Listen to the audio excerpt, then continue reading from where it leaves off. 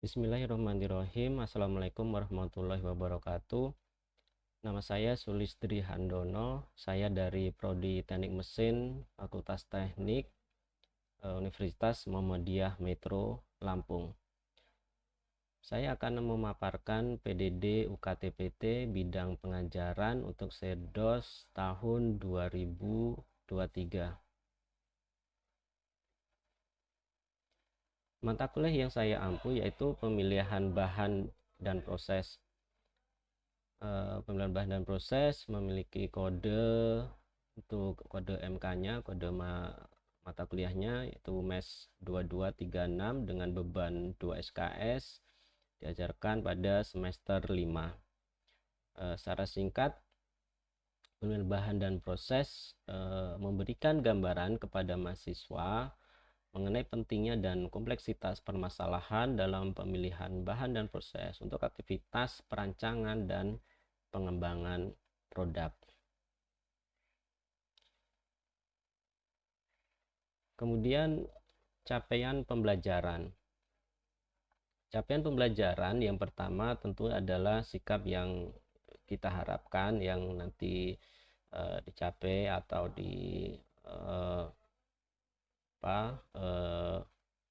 untuk mahasiswa tentu yaitu mempunyai sikap bertakwa kepada Tuhan Yang Maha Esa dan mampu menunjukkan sikap yang religius.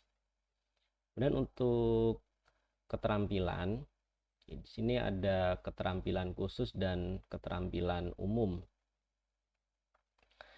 Untuk keterampilan khusus, yang pertama mampu menerapkan matematika, sains, dan prinsip rekayasa untuk menyelesaikan masalah rekayasa yang lebih kompleks. Kemudian yang kedua, mahasiswa mampu memilih sumber daya dan memanfaatkan perangkat perancangan serta analisis rekayasa berbasis teknologi informasi dan komputasi yang sesuai untuk merancang, membuat, dan memelihara sistem mekanika serta komponen yang diperlukan. Kemudian di sini kalau untuk keterampilan umumnya itu mahasiswa mampu menerapkan pemikiran yang logis, kritis, sistematis, dan inovatif dalam konteks pengembangan atau implementasi ilmu pengetahuan dan teknologi yang memperhatikan dan menerapkan nilai humaniora yang sesuai dengan bidang keahliannya. Kemampuan yang diharapkan, mahasiswa mampu memilih sumber daya, menjelaskan proses pengolahan, karakterisasi, memilih, dan memanfaatkan material teknik di bidang manufaktur dan memecahkan permasalahan dalam pemilihan bahan dan proses dalam aktivitas perancangan dan pengembangan produk. Untuk pengetahuannya itu menguasai konsep teoritis sains aplikasi matematik, rekayasa prinsip matematika rekayasa, prinsip-prinsip rekayasa, sains rekayasa, dan perancangan rekayasa yang diperlukan untuk analisis dan perancangan sistem mekanika serta komponen yang diperlukan. Itu menguasai prinsip dan teknik perancangan sistem mekanika dan komponen yang diperlukan.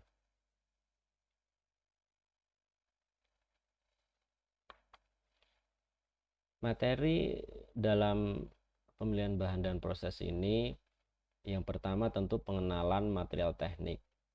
Material teknik ini bisa didapatkan atau sudah didapatkan mahasiswa dalam mata kuliah material teknik di semester sebelumnya. Nah, tentu kali ini mungkin saya menyampaikan kembali untuk merefresh kemampuan atau ingatan ya, itu penguasaan materi mereka itu dalam di semester sebelumnya yaitu material teknik. Kemudian yang selanjutnya ada sifat material teknik, kemudian logam ferro dan non ferro, ada logam paduan, ada material non logam. Nah, Setelah ini ada UTS, dan dilanjutkan setelah UTS itu saya fokus ke prosesnya, yaitu tentu kaitannya dengan proses dalam industri ya, atau proses manufaktur. Jadi saya kenalkan untuk molding ya. Molding ini saya contohkan misalnya untuk proses pengecoran, kemudian forming, dan proses machining. Nah, yang dua pokok bahasan terakhir itu saya tekankan bahwa eh, proses atau dimulai dari pemilihan suatu material dan kita proses untuk keperluan teknik atau industri itu berkaitan dengan nilai ekonomi dan lingkungan. Jadi bukan hanya pertimbangannya nanti di persyaratan atau parameter-parameter di bidang keteknikan, tetapi saya tambahkan di sini juga ada nilai ekonomi dan lingkungan.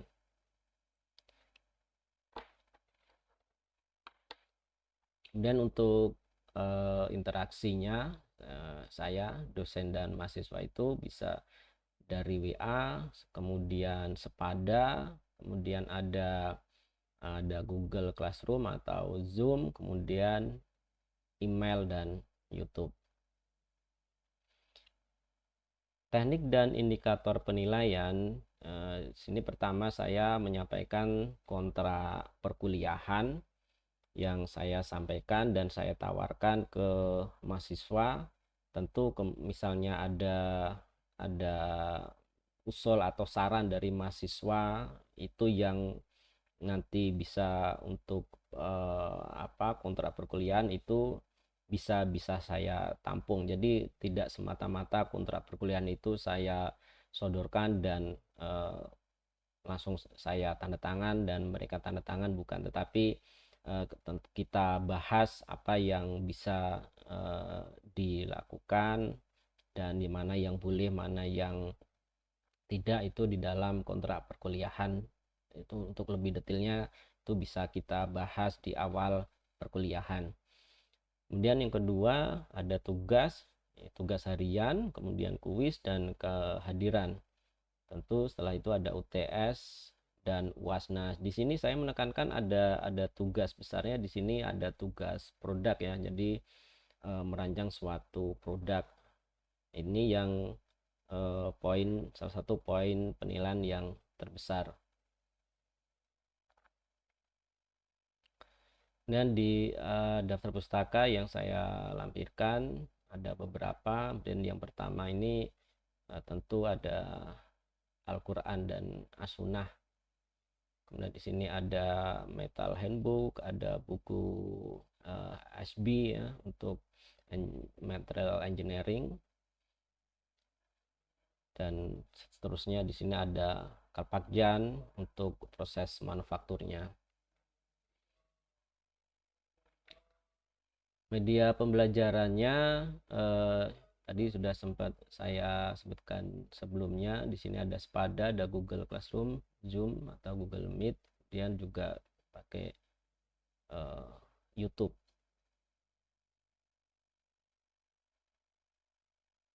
Untuk tugas itu ada catatan atau resume harian untuk perkuliahan, kemudian ada mingguan, dan tadi saya juga menyebutkan sudah ada tugas besar untuk merancang suatu produk. Nah, penentuan nilai akhir ini saya menyampaikan di sini bahwa ada absensi, tugas, kuis, UTS dan UAS. Ini ada nilai terbesarnya selain UAS itu saya tugas, yaitu dengan bobot 25%. Kenapa? Karena saya ingin mahasiswa itu lebih aktif. Jadi saya memberikan tugas itu sebagai media untuk memancing atau menstimulus mereka itu untuk lebih aktif dalam pembelajaran. Salah satunya itu untuk tugas besar yang saya beri. Itu tujuan saya yang ini, kenapa saya memberikan poin, ya, salah satu poin yang terbesar untuk tugas. Dan nilai akhir itu A itu di atas 79,5. Kemudian 76,6 sampai 79,4 itu amin. 72,6 sampai 76,5 itu B+. Kemudian 68,6 sampai 72,5 itu B. Kemudian kalau yang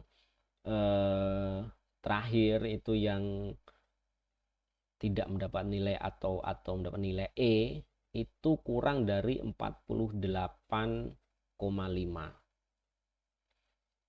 Itu untuk formula penilaian akhir nanti di akhir perkuliahan. Demikianlah pemaparan saya untuk PDD UKT-PT di bidang pengajaran untuk Sedos tahun 2023. Saya Sulistri Handono, terima kasih. Wassalamualaikum warahmatullahi wabarakatuh.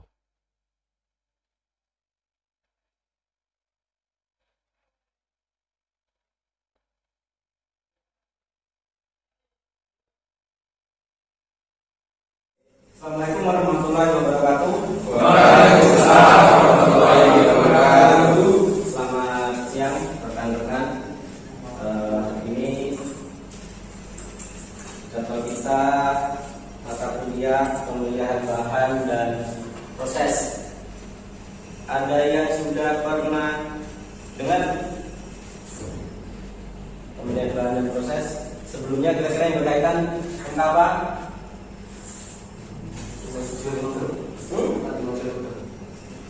Oke, apa lagi?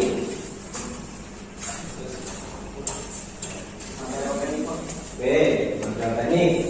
Apa lagi? Yang berkaitan? Proses manufaktur. Apa lagi?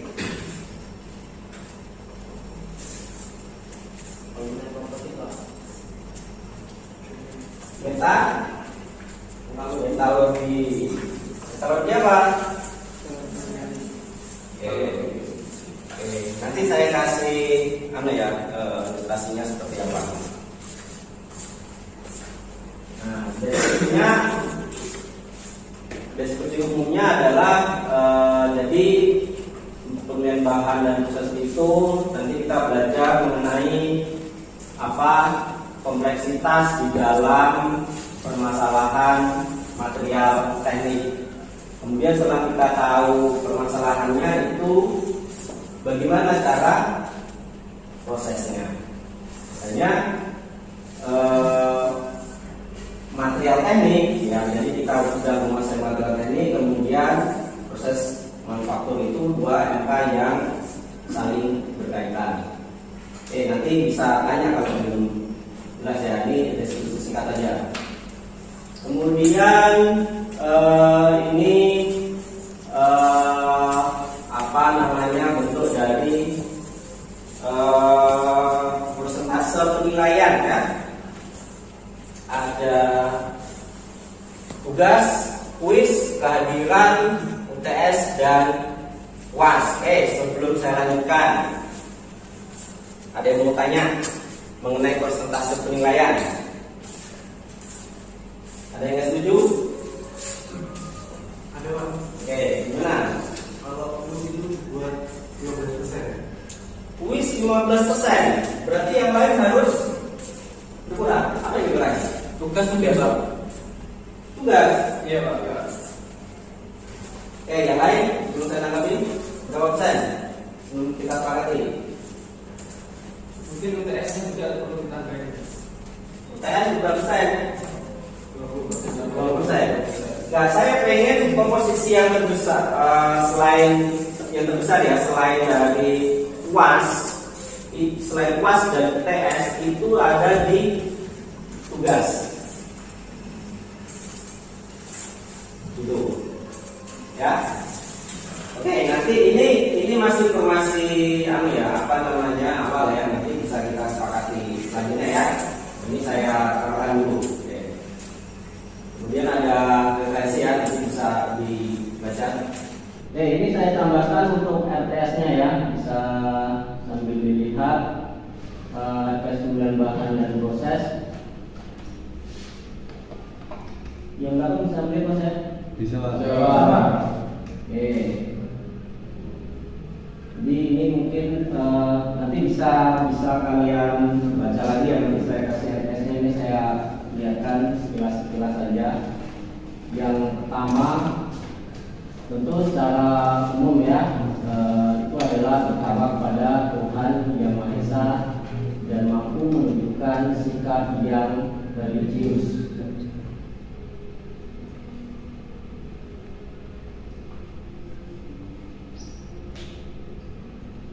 Kemudian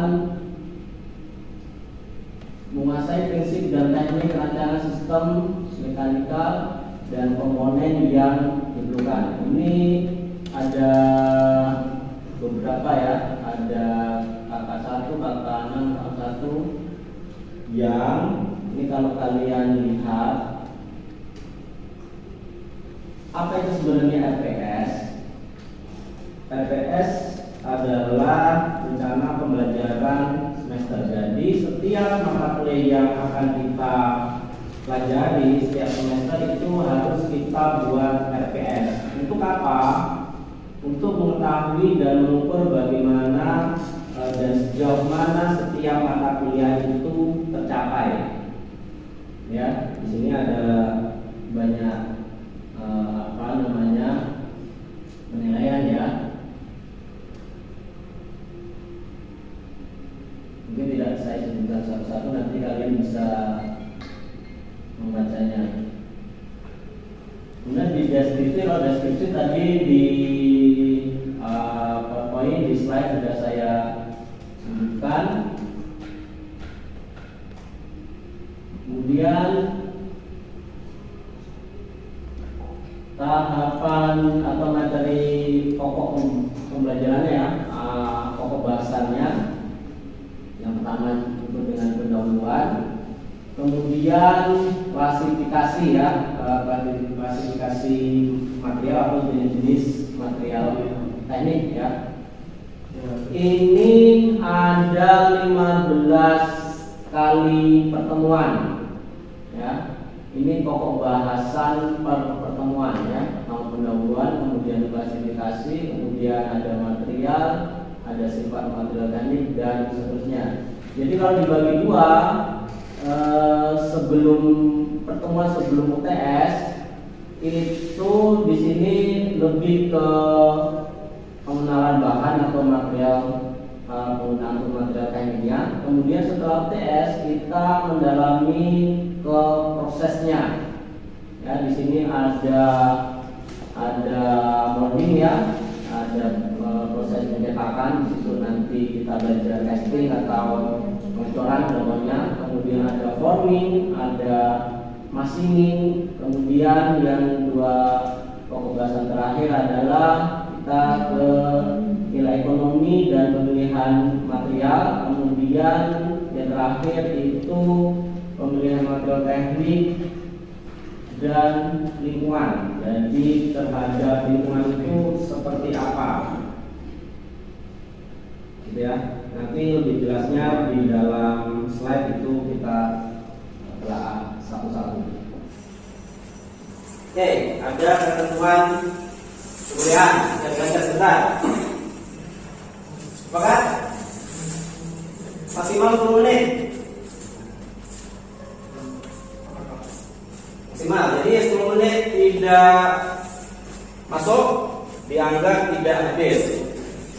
Ya, poin pertama. Nah, dari poin pertama itu nanti akan mempengaruhi poin 2 dan selanjutnya ya. Nanti berarti dia akan mempengaruhi kehadiran ya. Kehadiran berarti kalau di poin 2 itu kurang dari 7% dapat. Oke. Nanti ya. Jadi poin utamanya nanti di poin 1 ini pokoknya. Karena ini nanti akan mempengaruhi di poin-poin berikutnya. Ini bisa menjadi perhatian ya nanti di kontrak kuliah kita. Oke, ini di awal sebelum kita ke materi. Ada yang mau tanya sebelumnya? Awalannya. Oke. Dari mata kuliah pemilihan ini aplikasi atau dosen itu mana Pak? Oke. Saya jawab dulu apa ada yang nanya lain? Pak, mau tanya ya tentang material teknik. Jadi apa saja Pak bahan atau material teknik itu bisa disebut dengan material teknik? Saya jawab dulu ya, nanti kalau ada pertanyaan bisa saya jawab. Ya, ini masih di pertemuan awal ya, akan saya jelaskan sedikit mengenai apa itu yang disebut dengan material teknik, kemudian penggunaannya apa, aplikasinya apa, kemudian prosesnya gimana ya, atau seperti apa gitu ya, khususnya mungkin di bidang industri nanti ya. Oke, bahan teknik itu kalau di sini disebutkan semua unsur atau zat yang berbentuk padat, cair atau gas yang bisa digunakan untuk kebutuhan keperluan dunia teknik atau industri. Jadi kata kuncinya itu di sini nanti Mas. Ya. Di bidang keteknikan atau industri. Ya. Kalau bentuknya, bentuk bahan atau materialnya itu hampir semua ya. Kalau di sini berarti pada cair atau gas itu berarti sudah semua bentuk material ya. Gitu. Tapi yang lebih penting adalah ketika kalian memahami apa yang itu disebut dengan material teknik itu di sininya. Ya. Di aplikasinya. Gitu kan? Oke, saya lanjutkan sebelum saya jawab itu. Ini contoh misalnya pada di sini ada logam, ada keramik, plastik, kaca, karet, kayu misalnya ya. Ini masuk umum Mas. Saya tanya nih, keramik di sini, ini keramik apa kira-kira?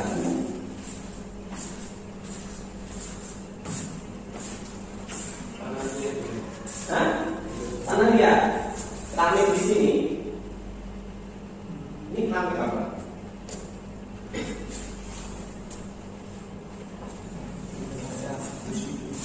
Ada tahu?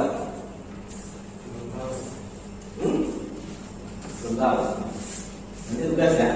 Keramik itu keramik apa yang dimaksud dengan keramik di dunia keteknikan? Apakah keramik yang di lantai ini atau keramik gerabah yang dipakai dari tangan itu misalnya?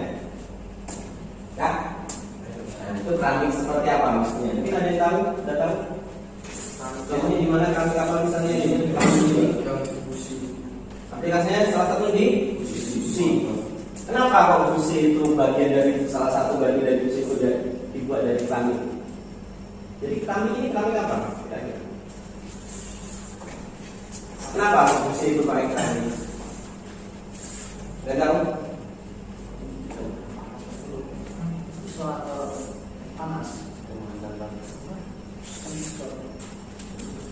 Ini belajar sifat dari material ya. Ini baru kelihatan, nanti kita lanjutkan. Ya. Jadi ini ada beberapa contoh ya. Ini umum ya Mas ya, umum ya. Kalau cair ini ada pelumas, ada air, ada bensin, solar dan lain-lainnya. Kemudian gas, ada oksigen, stelin, hidrogen. Ada yang tahu stelin? Belum tahu. Belum tahu. Belum nyata stelin. Belum Pak. Belum. Masih hafal. Bukannya pernah kelasnya? Apa? Lamarannya apa? Elektroda. Las apa? Las apa? Air. Las karbit. Las karbit itu kan bahasa umum bukan itu.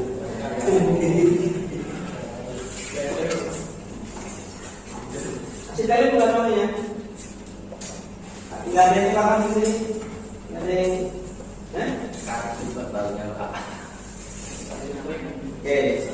nanti cari tahu ya. Bila pada tuh kalau kalian pernah. Oke, ada hidrogen, ada CO2 dan lain-lain ya. Kita sudah ya. Oke, ini misalnya yang sehari-hari ya, benda-benda yang misal kedua dari yang disebut dengan material handling. Jadi ini saya tambah sedikit ya. Bidang keteknikan itu kan banyak ya mas ya. Kalau ada mungkin dari sipil, mungkin yang nanti ada kimia, ya, ada fisika, gitu ya. Nah kalau kita mungkin lebih spesifik itu teknik mesin ya. Nah, jadi material juga yang berkaitan dengan bidang apa ya, bidang permesinan seperti di mechanical engineering. Ini contoh sederhananya, ada tang ya. Nah ini tadi ada yang contoh dari bahan keramik ya. Nah, misalnya keramik yang benar ya. Ini ya istilah bakunya, bahasanya keramik ya. Kemudian ini ada, ini apa berapa?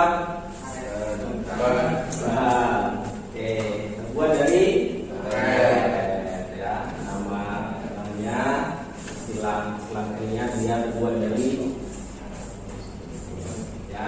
Dan ini ada cahaya atau oke.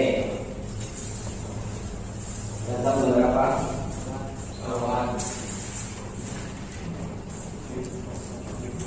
Oke, ini maksudnya apa kalian tahu?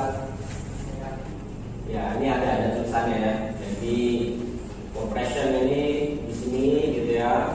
Ini kalau apa torsion di sini, kemudian kalau tensilnya itu di sebelah sini, kemudian kalau flexuralnya di sini, kemudian flexuralnya di sini. Ada yang tahu maksudnya? Saya tanya mas, ada gambar pesawat. Pesawat terbang itu kenapa bisa terbang mas? Karena ada penggeraknya. Kendaraan darat itu mobil pesawat terbang itu kecepatannya dia take off ya, itu kurang lebihnya sekitar 300-an ya, 300 ya, 350-an kurang lebih. Kira-kira kalau kendaraan darat ada nggak yang mendekati itu? Ada. Oke, anggap aja ada, dan memang ada. Kenapa dia nggak terbang? Mungkin dari bahannya Bahan ya. Terus apa lagi? komponen. Kalau konstruksi nanti kaitannya dengan kecepatan ya. Apa syaratnya kira-kira bisa terbang? Ini hampir sama pertanyaannya. Kenapa kapal itu nggak tenggelam? Kapal laut ya, kenapa nggak tenggelam? Karena Material ya. Desain itu berarti apanya? Bentuk. Oke, kalau pesawat terbang tujuannya apa? Bentuknya itu tujuannya untuk apa? Tidak banyak menggunakan aerodinamis juga. Aerodinamis. Aerodinamis ya. Tetapi kaitannya dengan terbang ya. Kenapa dia bisa terbang? Kenapa dia bisa melayang? Ada yang tahu istilahnya?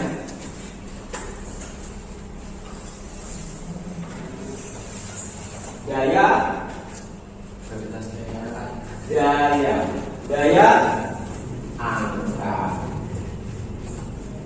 Jadi desain dan konstruksi itu nanti ya kaitannya nanti dengan bagaimana dia bisa terbang. Intinya itu. Jadi misalnya kenapa ada sayapnya ya, sayap depan, belakang ya, terus di sini ada kayak ininya lagi ya ke atas itu, ya kan? Jumlahnya berapa misalnya? Itu tujuannya untuk menemukan daya angkat. Ada beberapa kasus ya, pesawat itu ketika take off, jadi pesawat itu selain turbulensi kalau di atas ya mas ya, itu masalah terbesar itu ketika take off dan landing. Ada beberapa kasus kecelakaan take off itu dia kehilangan yang dinamakan dengan daya angkat tadi. Jadi ketika dia sudah mau naik gitu ya, dia kehilangan daya angkat, jatuh lagi. Apa sebabnya? Macam-macam. Ada malfungsi, ada misalnya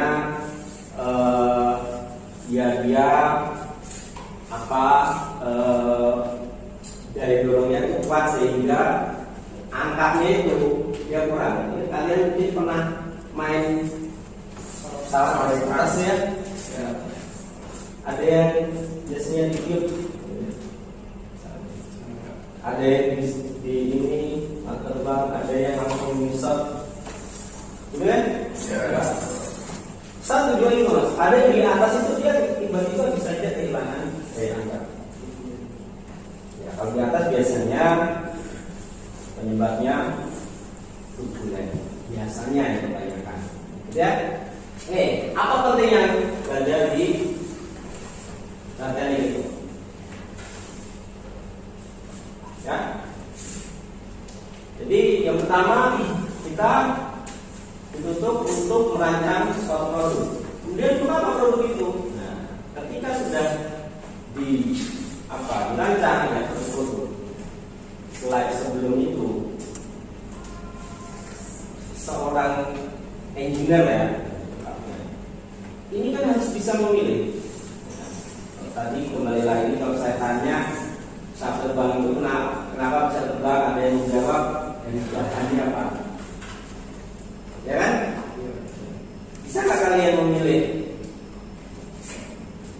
Bisa nggak memilih bahan untuk aplikasi misalnya ke pesawat? Bisa? Nggak usah pesawat lah. Sepeda aja, sepeda. Bicycle. Ya, sepeda ontel ya, sepeda motor, bicycle. Bisa memilih bahannya yang benar-benar tepat gitu ya, secara desain dan perancangannya bisa. Nanti tugasnya itu ya, kalau usah yang aneh-aneh.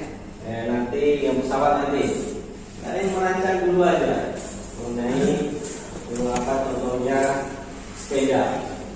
Kemudian ini yang ada salah satu pertimbangan ekonomi. Jadi kalau kalian bikin sesuatu, kalian bisa bikin, bisa milih, bisa bikin jadi suatu produk. Untuk apa kira-kira?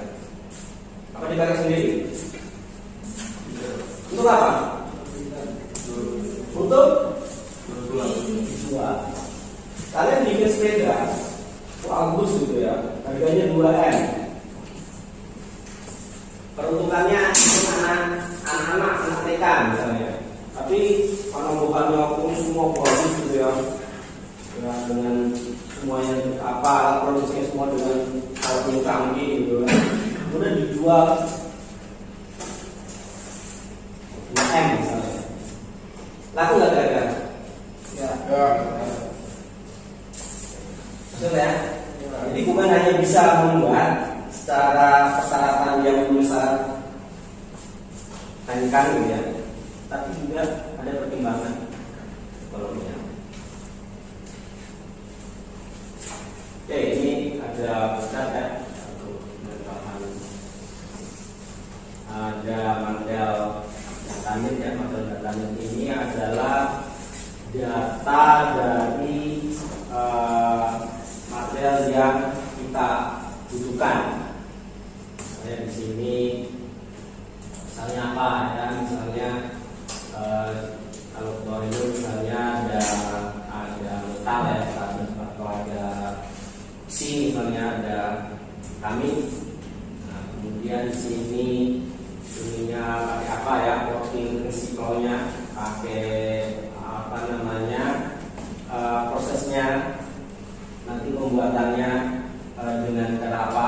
Misalnya kalau ditarik ke sini, choice of prosesnya itu ada casting dan molding. Ya, casting tahu ya? Enggak? kita memilih apa bahan besi gitu ya, bahan logam, itu nanti prosesnya salah satunya dengan casting ya. Kemudian di sini ada klasifikasi material ya berdasarkan strukturnya. Dan logam, kemudian polimer, keramik, komposit. Oke. Masih ingat yang tadi contoh dari polimer misalnya apa? Gambar-gambar sebelum plastik. Dari bahan yang secara umum itu yang disebut dengan plastik. Ada yang tahu sifat plastik? Sifat besarnya dibagi berapa?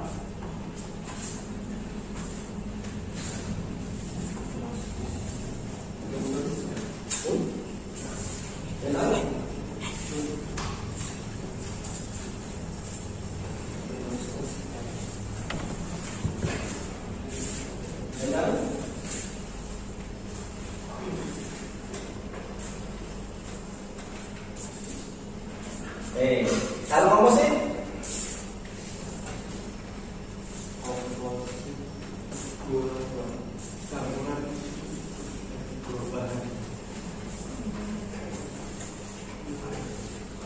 Contohnya aja, contohnya misalnya.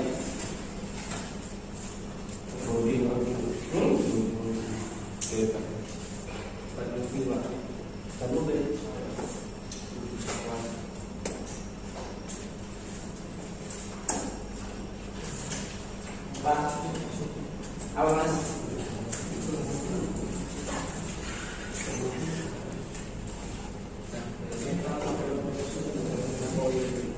Nggak tahu. Kalau bodi mobil biasanya di mana? Gambarnya kayak gambar. Kalau yang dari plat besi. Namanya apa yang selain besi itu plat? Sorry, apa kalau yang di gambar itu namanya apa?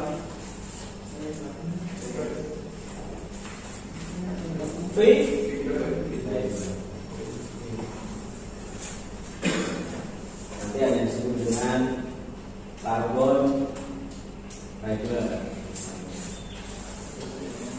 ada yang fiber glass. Oke, sampai di sini ada yang mau nanya? Tadi baru dua, yang nanya mungkin satu lagi kalau bisa? Ya. Bagaimana pemrosesan air di lingkungan ini? Oke, contohnya apa? Bisa contohkan. Misalnya kamu bikin apa? Dari bahan mentah jadi barang jadi. Misalnya apa? Kalian yang sering saya contohkan, misalnya yang kalian sering sentuh kendaraan misalnya ya, kendaraan bermotor. Dari apa? Velg misalnya. Saya sering mencoba velg.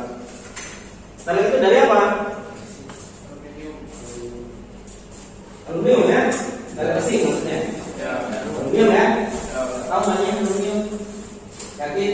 Pernah megang? Pernah gigit? Tahu dari mana itu aluminium? Hah? Dari sifatnya. Bukan dari tulisannya. Kalau dari tulisannya, gimana cara mendeteksi ya? Aluminium itu masih punya sifat magnetik, walaupun lemah.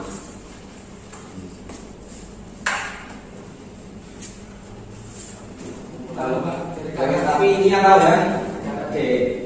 Jadi kalau velg casing, kira-kira dari apa? Vaksin pak? Atau dia apa? Cetak. Kenapa?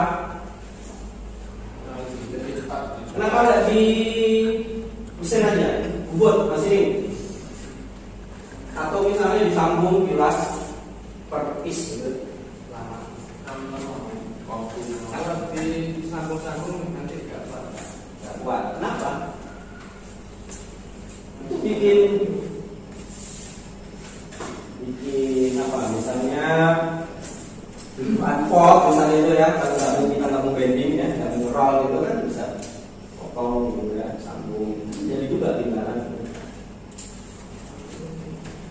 Kan secara bentuk juga harus sama ya. Gak presisi. Gak presisi. Apa lagi?